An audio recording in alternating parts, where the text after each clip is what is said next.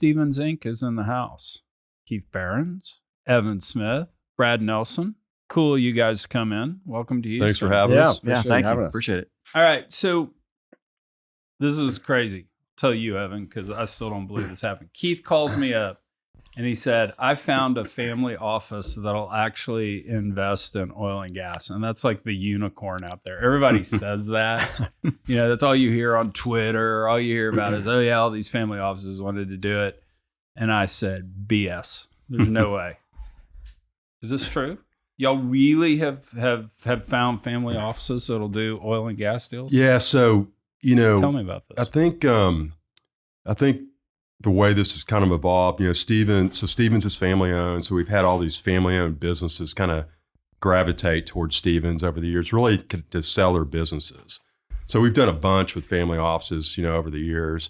Actually, I'm going to cut you off. Tell some about the, people always get blown away. And just for reference sake, I worked for Stevens from 94 to 2001. My running joke was I always wanted to do well, but not well enough to get promoted to Little Rock.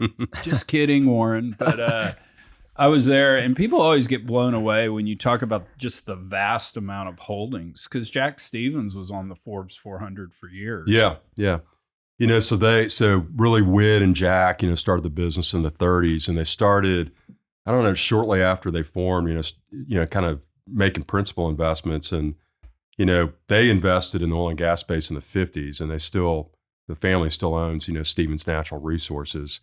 But I think, you know, in our business, you know, we just saw these, you know, family-owned businesses got comfortable with doing business with the Stevens. They'd reach out and, you know, they would sell their businesses, and they became family offices. And some of those family offices are looking to invest in oil and gas. And we took a deal out, I guess, about 4 years ago. Private equity deal. We took it out to all the, you know, typical PE funds, and we didn't get any kind of reception. You know, it was clear the market had changed. And so we stood up a family office coverage group about 7 or 8 years ago, really a financial sponsors coverage group covering family offices, cover like 350 family offices, and started working with that group to identify which of their families were interested in investing in oil and gas. And they started trickling in, and I think we're probably at, off their list, probably like 50 to 70 names, something like that. And we closed 2 deals last year. So, you know, there is money coming into the space. And then Brad's going to talk about a deal that him and Evan are working on that is a really cool deal. So it's a continuation vehicle, but instead of going towards to hedge funds or institutional groups for that capital, we're going to family offices. And we think that's going to result in a better valuation, you know, versus what you'd get from a hedge fund, but raising $500 million, and it's going well. So I don't know, Brad, you want to talk a little bit about that? Yeah, sure. So it's an opportunity that's in the upstream space. I'm trying to be a little bit vague about it now. Coy. Be a little bit coy because I'm going to guess it. We'll do that. We'll be like Karnak, the magician from Johnny Carson. No, the thing is, we're in probably the 7th inning of the process. It's been a pretty lengthy process. And so, the company itself has got quite a few shareholders that are, you know, educational endowments that, you know, are generally on the left and the right coasts. And like a lot of these just don't want to continue to own hydrocarbons or can't for a number of reasons. And so the company, you know, they've been around for the last 35, 40 years. They've got kind of a new wave of management that has been running the show for the last 5 or 6 years. And they're basically looking to recap the shareholder base with new partners that are looking to take the company to the next, you know, through the next 20, 25 years. And so at the same time, because of their shareholders, they've been a little bit restricted on growth. So not only do they want to, you know, take out the shareholders, they're looking for growth capital as well. And so kind of piggybacking on what Keith said, we've got a handful of families that are super intrigued in the asset base itself, kind of the various ways that the company wants to grow. They're intrigued by that. But no, there's probably at least 15 to 20 families that are sizable that are looking to cut pretty good checks into the deal. Yeah, and one thing I left out, so the way our family office coverage group kind of qualifies families that they want to work with, they need to be able to cut at least a $20 million check. I mean, this is rough numbers, but at least a $20 million check per deal.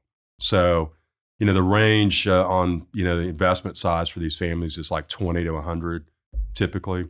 And then we have some that can, cut much bigger checks. I mean, one of the families in that deal is looking at a $200 million check.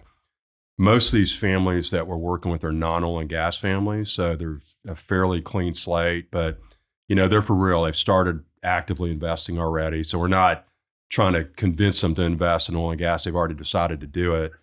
And again, the list keeps growing, and hopefully we get this deal done. But there's, I think, several behind it. Sorry to interrupt. Yeah, no. As Keith mentioned, I mean, we're in year 15 here at Stephens, and look, I'd say that either on one side of the fence or the other, we probably closed 15 to 20 transactions that involved a family, in one way or another. And so it's not, all that new from our perspective. But what I would say is that, during the previous, before Biden was in office, call it 16 to 20, the average oil price was, $50 to $55 a barrel, and gas was fairly low in that time period as well.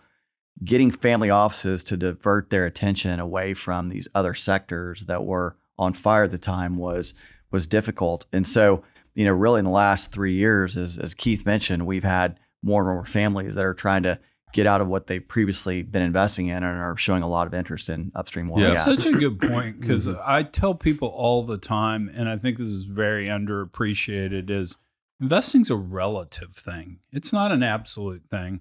Because you hear all the time from energy people, it's like, well, I can buy PDP at PV15. And it's like, well, I can invest in NVIDIA and make 400% in 20 minutes. And so I like the fact that you brought that up, because I've just seen way too much of that, and people not realizing that. So the family office interest, is this tech hit a little bump and they started looking around, just being opportunistic, not covered by green type issues? Is that or can you even generalize? I think it's a good question. I think that a lot of the families, maybe looking at our own family office, we would show our family office, we've shown them opportunities ever since we've been there. But, back in the shell boom, we might show them opportunities, and, the way the valuations worked, you had to put a lot of value on the upside. And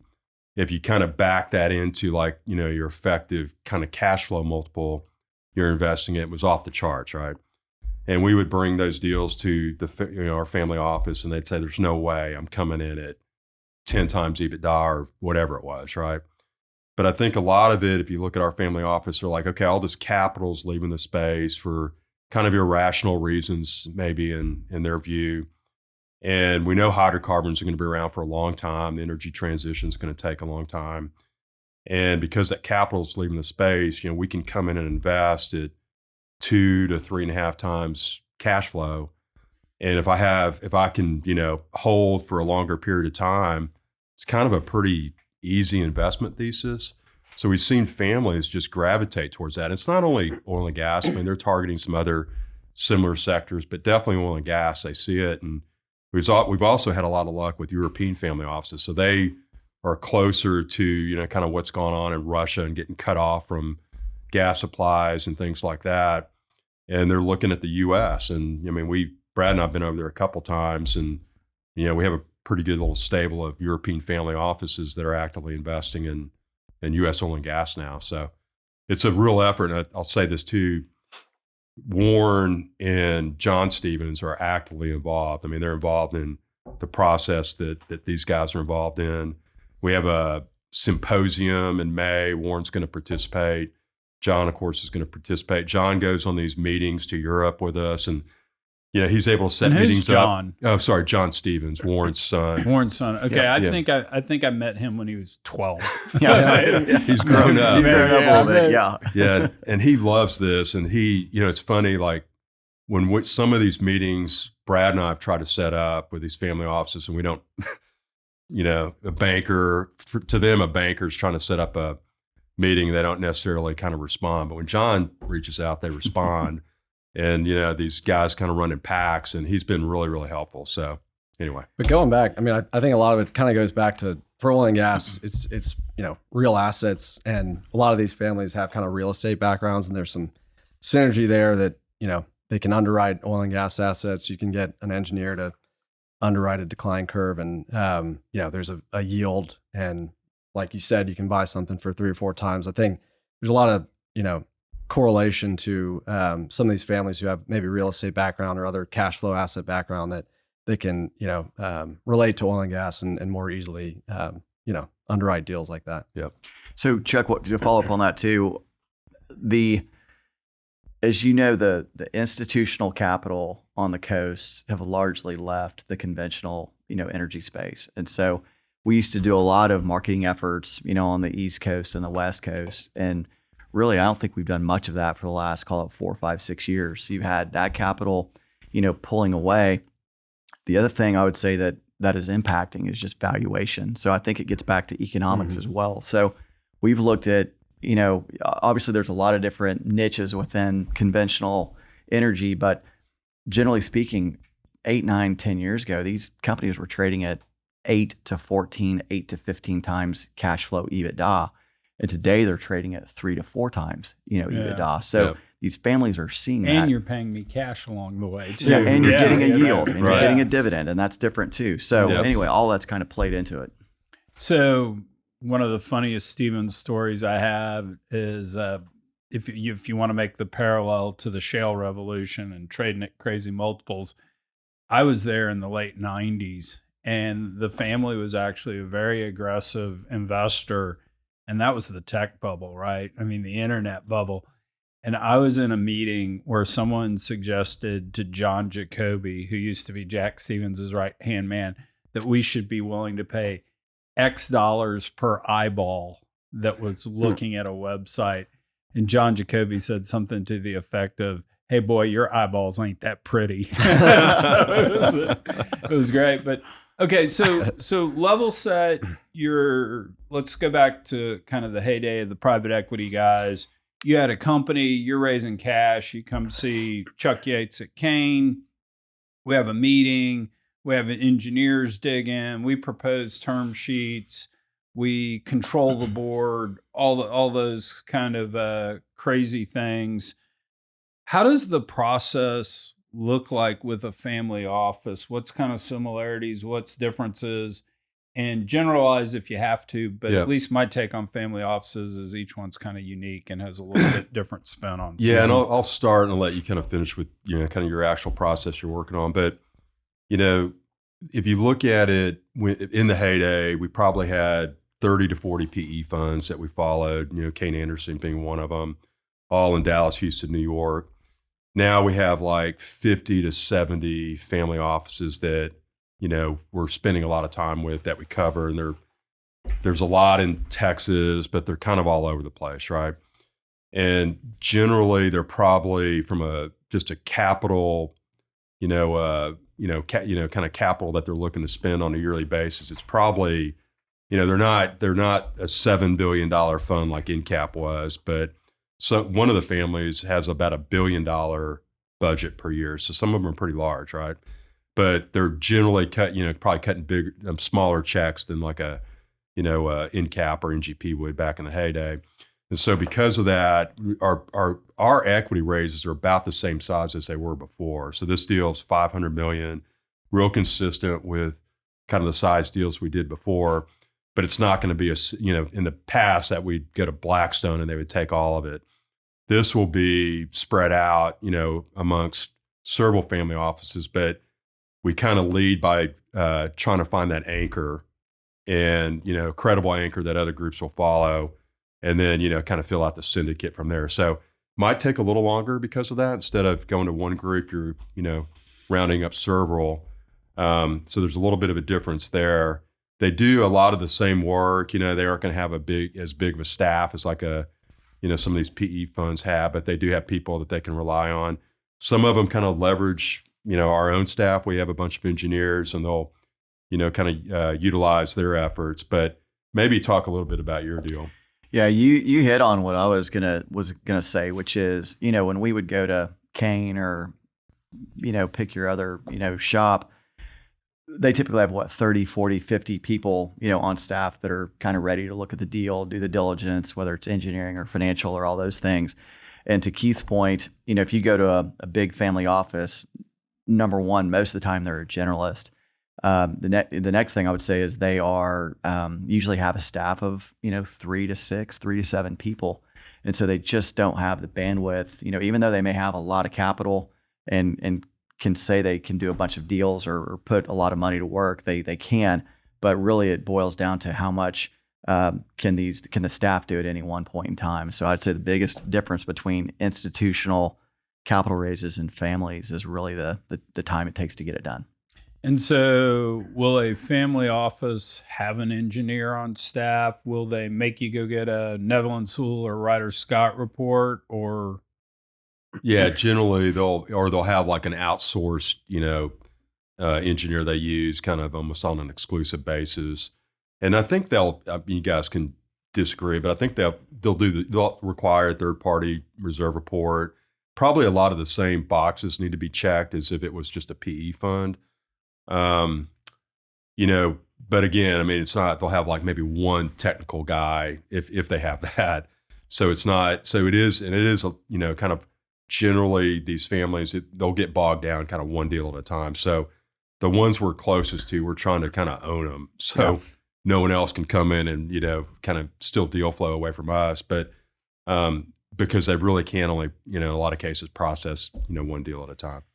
Look, I would also say the answer varies pretty widely, but if they are, showing a long-term commitment to energy, they probably hired somebody from a Kang or Blackstone or NCAP. So they probably hired a person that says, okay, we know how to, run a process or look at a deal like this. And to Keith's point, they may outsource, the engineering effort to someone or have someone just kind of on a, it'll look like an employee, if you will, but it'll just be a consultant. And so, and then as Keith mentioned, they'll also sometimes use our staff as well. And so, I'm very sad that all these family offices are hiring experts, and I've gotten 0 phone calls, but never mind. Put that aside for a second.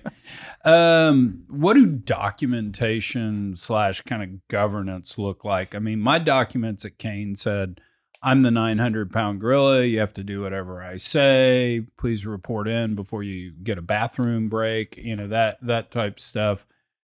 I would, with a group of investors, with a syndicate, or is management able to have a little bit more control than historically? Or look, I would, generally speaking, yes. And it also, as you know, each situation is so different. So if you've got a company that's been around for a long time, successful, big asset base, things of that nature, then I would say, governance is going to be probably more relaxed than what you've, typically seen.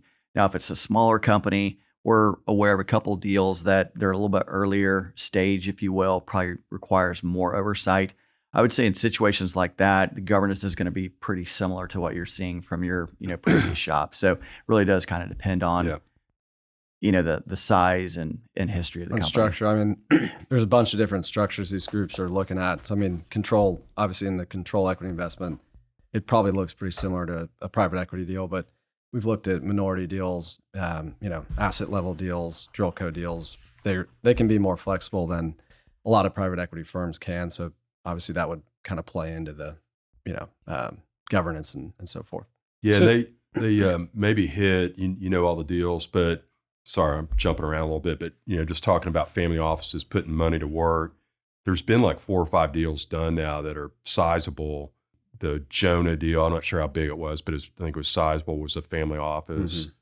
Or am I leaving out? Ineos. Cockrell and Andros just did it. Yeah, Cockrell and offshore Gulf of Mexico deal. Ineos was over $1 billion, and that was 3. That's 3 family offices in London, in Europe, and so that's kind of a lot of decent amount of capital and good sized deal. So anyway, just kind of a random point there. That is, and in addition to kind of like governance and the way documents did, generally speaking, our incentive structures were some variation of a back end after payout, right? I mean, let us get our money back and then we start splitting the pie. It's been interesting coming over to Digital Wildcatters. Now I'm in tech land, so I'm kind of selling myself as a hip, cool tech guy. My hoodies finally found my jam. But tech world, you in effect incentivize management by the valuation of the company, and you're kind of almost giving management an upfront promote on that. I think that's why a lot of energy tech deals just don't get done, because the people just view the world differently. How do family offices look at that? Yeah, I think it's really similar. I mean, the generic deal will look very similar to a private equity deal. It'll be a back end after a preferred hurdle.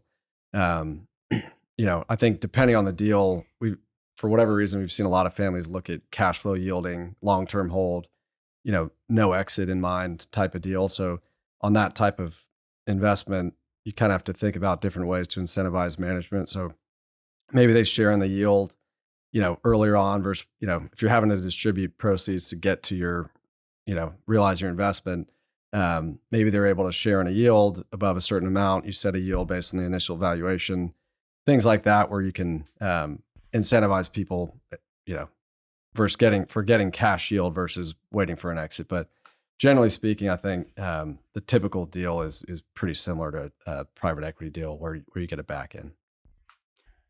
So you've told me that, as I'm sitting here with Yates Co., why none of my previous ancestors found their way through eastern New Mexico is beside me. I'd have been a really great rich guy. But, we're sitting here with Yates Co. You've told me that I need to have kind of a longer time frame in mind to get this thing closed. We're going to have to syndicate, probably more herding of some cats type issues. You said it's not going to look too different valuation-wise in terms of back-end type structures and stuff. My documents are going to kind of look the same as my old Carnelian documents I had, or my NGP documents that I had. You brought up something that was kind of cool. You just said there might be longer hold periods. Don't necessarily have to have the 27-minute flip in my mind when I start. What else are kind of differences and or similarities that I need to be thinking about? One difference, more flexibility and structure. Specifically, these family offices will come in at the asset level. So we've seen a lot of them interested in kind of non-op, just buying non-op. They're also, is they that underwrite tax-driven stuff, or is that just? No, I think it's just there's simplicity. a lot to be said about, I want to be close to the assets. So if shit goes down, I think one of the deals we were working on was just kind of, frankly, is what was offered up. But I think it's also a little simpler because they don't need to get into the corporate governance stuff, and they can just kind of work through a JOA. And but so there's no set restrictions. They can kind of do whatever they want, any kind of structures. Again, longer term holds. There's also more flexibility, I think, on, private equity is always like, okay, you're going to focus right here. Everything's under one umbrella. These family offices are a little more opportunistic. So if you find a deal in a different area and it looks good, and, if they want to make sure you have expertise and you can put the right team on the field, they'll let you do it. So I think just a little more flexibility in terms of that aspect. But any kind of line of credit type structures out there, because back in the day we'd sign up a management team, we'd start paying G&A and go find something, but zero. Not much. In fact, Evan can speak to it. We have, I think, 4 management teams that normally would have gotten that deal, and they can't get it now. And so what we're doing is just having these calls with family offices, just getting them on their radar, and then we're hoping they'll go find a deal, and then they'll have a actual, the family office have a deal to underwrite around. But like most, they're pretty deal oriented. They want to underwrite around a deal, make sure that they can work. I'd say one thing different from, not different. There's more of a courting process, I guess. They want to make sure they're getting in bed with the right team, right? Who's they in the your family sentence? office? The Sorry. family office. Gotcha. You know, Okay. I know yeah, that's yeah. there with private equity, but I think Oh, there's hell, I got in bed with anyone. I think there's more of like, hey, let's, we're playing golf, we're going to dinner. We want to make sure we understand who these people are. So if we're going in a foxhole with them, we can live together. So we're doing a fair amount of just introductions to who we think are good companies and good management teams that we're just introducing them to the family offices with really no deal or opportunity in mind yet. It's just kind of planting the seed, piggybacking off what Evan said. These people are really big on knowing who they're partnering with, and you hear the word partnership come up a lot more maybe so than conventional PE. So, and we're trying to short circuit that part of the process a little bit. I always thought that was the greatest part of my job is I go in and talk with these management teams about how I'm a white hat investor. I'm your friend, I'm your partner, and then sign these documents that say I can fire you any moment I want to. Right. I did love that. The good old days. So one other point I would mention is going back to your days, at Kane or wherever else, usually we kept hearing kind of 3 to 5 year holds plus or minus. Here we're hearing somewhere between 7 and 15, 7 and 20 year holds plus or minus. And so what we're seeing is a lot of these family offices are more looking at return from a MOIC standpoint as opposed to an IRR. So we think that, and we know that at least, our family, the Stevens family, I think, looks at MOIC pretty heavily as well. Now, it doesn't mean that just because my mom, the only person that may listen to this podcast is my mother. She's smart. So just the multiple of invested cash. Got it. So it's just your kind of cash on cash return. Yeah. Is what people, as opposed to an IRR. And so now the yield is still important, but I think people are still looking at what is the multiple over a 5, 6, 8 year period. Do you get anything from these family offices in terms of like portfolio construction, and they have a view on inflation and oil's my hedge, stuff like this? Or is this literally kind of what we started talking about earlier, just low multiples, value investing? I think it's more that, I don't know I've heard of any kind of, here's how we want our portfolio to look like. Maybe a little bit of inflation hedge, I don't know, but it's more just fundamentals. What does the deal look like?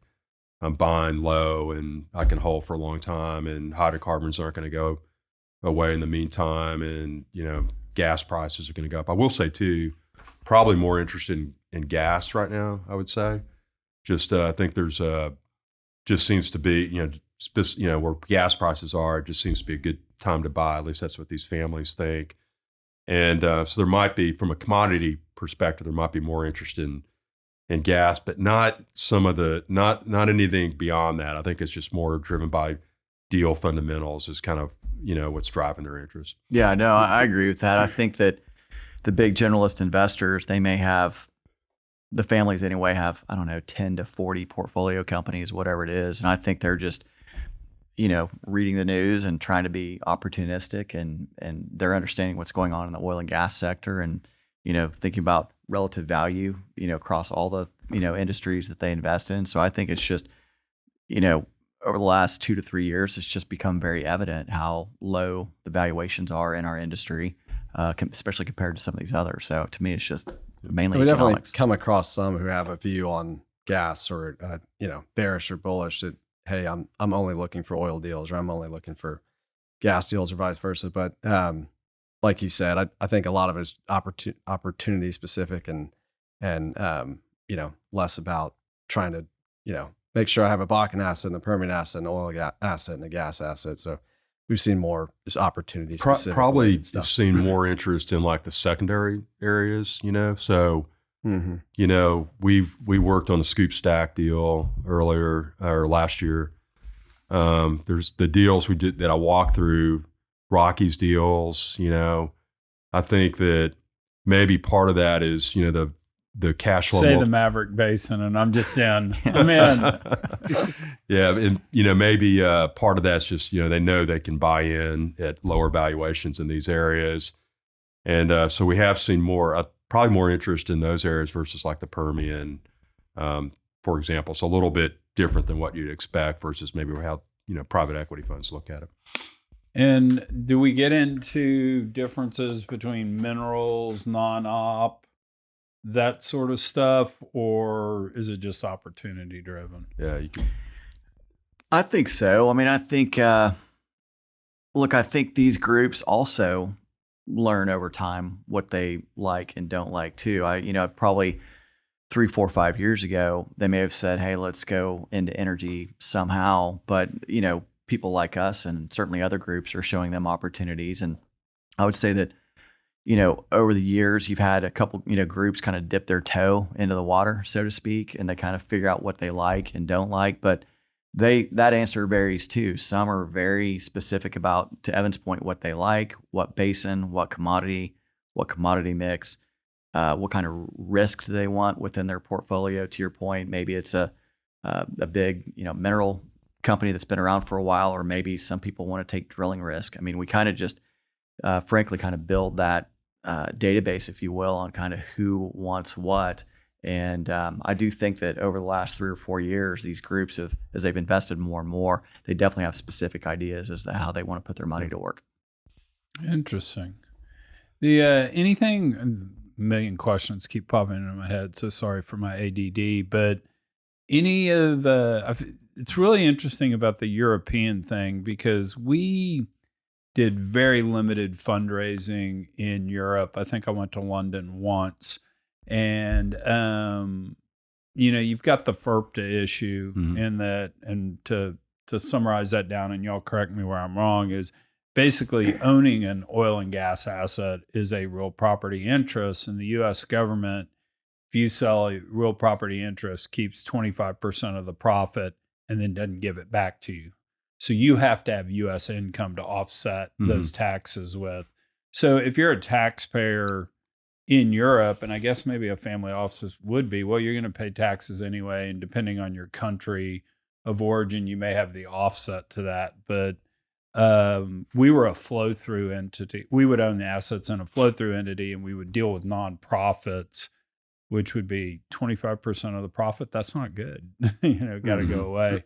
So any of those issues pop up in all this stuff, or? So they definitely come up. Most of the European family offices have been kind of actively investing in the U.S. for a while. Maybe one of the ones we're closest to has a big real estate portfolio. So somehow, like there's your income to offset. Yeah, they have the income over here, and we had, I think, on the last tour we went on there, all the family offices, I think, with the exception of one, had that figured out, and then one brought it up, and we're like, oh, we need to look into that. But and then we kind of just figured they weren't going to be a good candidate. Yeah. But it does come up, but most of the family offices have it all figured out, or they already have U.S. investments that provide that income to, kind of address the tax issue. Because the workaround we would have with non-U.S. type investors is that, let's say a large Canadian pension fund was going to commit $100 million to your fund. Well, what they would do is, in effect, invest $50 million of equity and then loan $50 million of debt. And so the debt plus interest would come back, no taxes withheld, because it was a loan. It was not ownership. But then the profits on the 50 that came back, that's where the 25 would get popped. And so the whole key was your lawyer, your tax consultant, how comfortable with they are on the amount of the loan. Because obviously for financial reasons, you do 99% loan, 1% equity, but the government would come in and say, I don't really think that's credit worthy for 99%. So I think the last fundraise I did, we had a group that was comfortable enough pushing it out, kind of 65% loan and 35%. What we kind of found is it would basically kill about 250 basis points of yield. Okay. Was how that would work. If you were a 20% rate of return fund, it'd be 17.5 to these guys. But interesting. Yeah. So give me, this has been interesting because I didn't think this stuff actually existed. what's kind of crazy outside the box, something I would never think of, whether it's dealing with these folks, deal structure, just any of the above that's kind of outside the box? Good question. Please, stump the band. Yeah, Evan, why don't you take that one? No, I just think in some, in some family offices that are smaller, like you might just have, there can be emotional, right? So like they might one day just decide, hey, I don't want to do this deal anymore. And you would never get that in traditional or institutional private equity. Well, you can get it, but it's less. Oh, we could be 12th hour. Yeah. 12th hour if you've got a patriarch who changes his mind and Reads the Wall Street Journal, and Brad can speak to it. We always want to be oversubscribed. Yeah. Right. Keith's bringing up so there was a deal that we closed, I guess about a year ago now. I'll leave the details out, but we were basically a little over 2 to 2.5 times oversubscribed 48 hours before we were set to close. And at the wire, we had basically enough capital on the dot to close. So we lost as we were going through the process, which was, again, with it being a fairly lengthy, typical family office process. We had, call it 14, 15 families that were going to be in the consortium to get the deal done. And, we'd call them every week just to make sure, okay, are things still good? Are you getting the information you need? Are you still, excited about the deal? And the answer was generally yes. And then, as we got to the wire, lost about half the capital, in a 36-hour period, and ended up, like I said, having just enough to close. But I would think there would be some groupthink on this too. Oh, such and such is out. I'm out. Yeah. Why are you out? right. Yeah. Because they're out. So I think like part of it too is, we want, like, going back to the anchor, very, and a lot of times too, the anchor either will maybe bring in some co-investors that they've invested with, and Pure West was that type of situation. That anchor brought in a bunch of capital behind it. So if you have like this, group that's invested together before, it kind of takes some of that risk away. Yeah. Not all of it though. And so that helps, just getting the right group together. But that being said, we do want to keep working all these groups to the very end, just in case we have to sub in one for another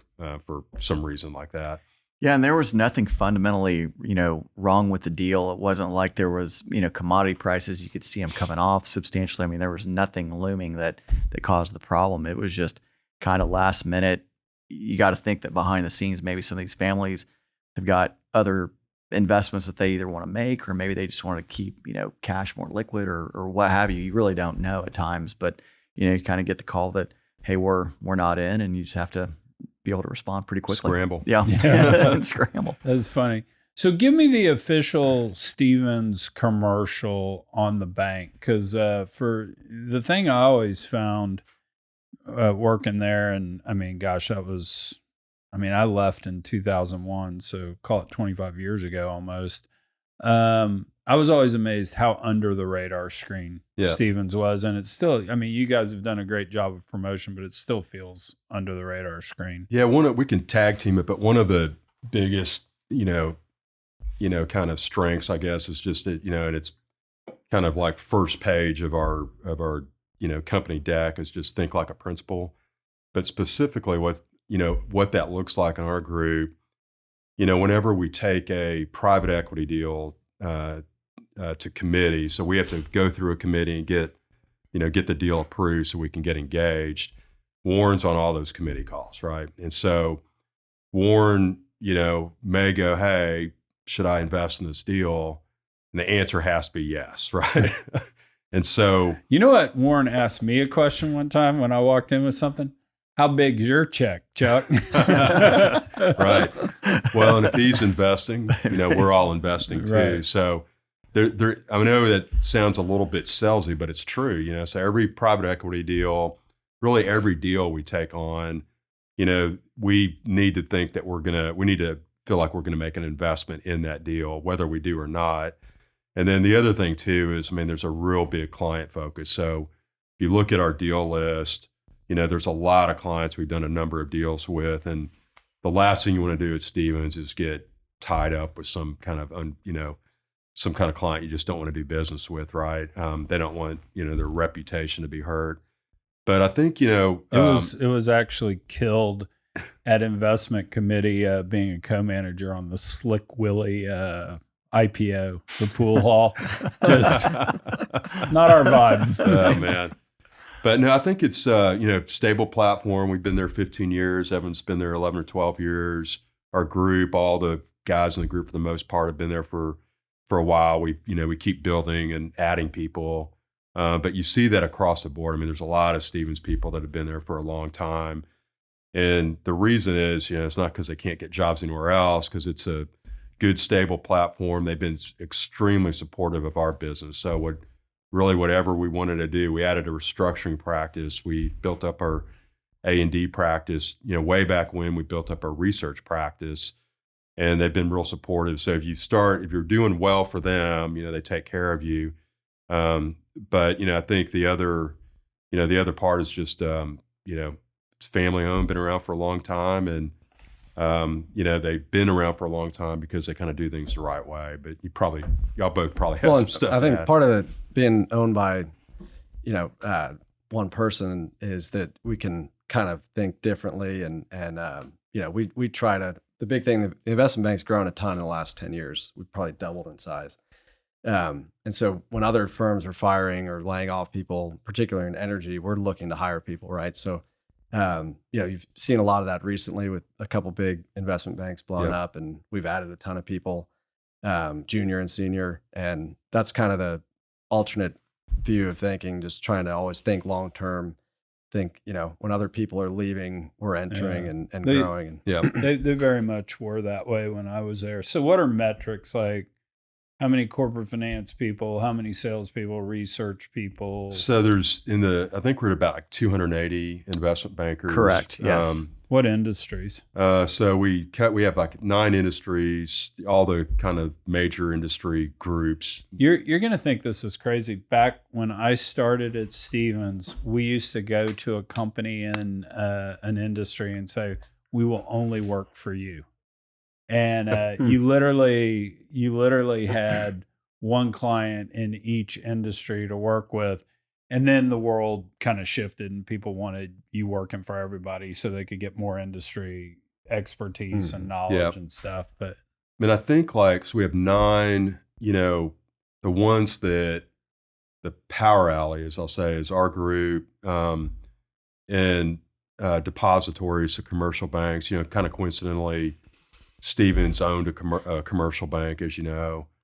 They still own an oil and gas company. So been in those businesses forever. They don't own a commercial bank anymore. And then SpecFin is kind of the other big one. And then there's media, telecom, industrials. But I think we're to like 280, and that includes capital markets, and product bankers and M&A. And not sales, right? Correct. Yeah, I don't think that's sales. And I don't think that includes, we have probably 40, 50 of our colleagues over in Europe as well. So we have an office in Germany, and we have an office in London. So we've got about 50 people, I think, over there. All right. I'm going to tell my story, give y'all a chance to think. I want your all-time greatest Stevens story. I'm going to start with mine. So I think it was 1972. CBS calls Jack Stevens and says, hey, Jack, we bought the New York Yankees 5 years ago for $12 million. We don't know anything about baseball. This is just kicking our butt. We don't understand it. Quite frankly, we hate it.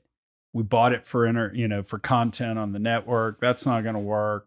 We're just done. If you'll give us $12 million, we'll sell you the Yankees. And Jack Stevens was reported as saying, can I move them down here to Little Rock? CBS said, well, Jack, I don't think you want to do that. I think they need to stay in New York. And he said, well, I appreciate the call, but I'm not interested. So I don't think I've ever told this story on the podcast, and it's going to be a stretch to ever tell this story, but we're close enough. We're in range. I'm going to go ahead and do it. I was playing golf with your dad one time. Yep. So Evan's dad had been at one of our portfolio companies, Grenadier, and we're having a board meeting at Castle Pines in Denver. I am singularly the worst golfer on the planet. I am horrible. But we're on number 5. I rear back, flew the ball, hole in one, nothing but net. Wow. It didn't hit the green and roll in. I mean, it just you went, dunked it. Oh, so you dunked it. just Wow. clank. And we got up there and we thought that it had hit the pin and shot off, and I'm looking around the sand trap. And the guy out there is like, no, in the hole. And I go check it out. So I hit this hole in one, high-fiving. I'm not a member. So our host that day was David Miller of NCAP. So Miller has to buy everybody drinks. Oh, that's even better. And Miller can be a little surly at times. Let's just say that. So we go out and we play the next morning. Me, David Miller, and your dad. I'd shot a 108 the day before, and I cheated. I mean, I was like moving the ball. Is that with the hole in one? That's with the hole in Oh, one. wow. My buddy- 107 other strokes. Yeah, my buddy Fish was like, the 107 on 17's the crazy. But anyway, we go out the next morning. We play again. Number 5, whack. Hit the ball up on the green. It rolls to 3 inches from the hole. And David Miller looked at me and said, if that ball had gone in, you're never playing here as my guest ever again. But that's great. cool. That's So wild. how do people get a hold of y'all? Steven's website? Yeah. Are y'all LinkedIn people, emails, whatever you want to? Yeah. whatever you all want of to the above. All of Yeah. the above. Yep. Yeah. LinkedIn or the website. We're all on the website. Yeah. Yeah.